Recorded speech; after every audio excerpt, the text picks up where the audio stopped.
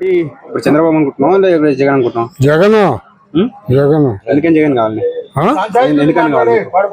నాకు ఆయన ఇస్తున్నాడు కాబట్టి, సహాయం చేస్తున్నాడు కాబట్టి, పింఛన్ వస్తుంది కాబట్టి, అన్ని విధాలా మమ్మల్ని బెడ్రూమ్ తాగినట్టు చదువుతాడు. ఆయనకే ఓటు.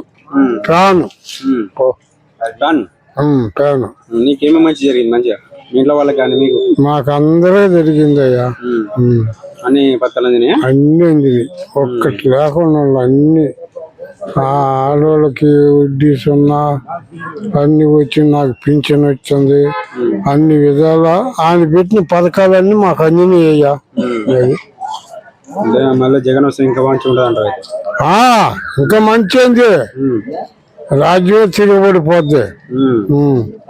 Please subscribe .news.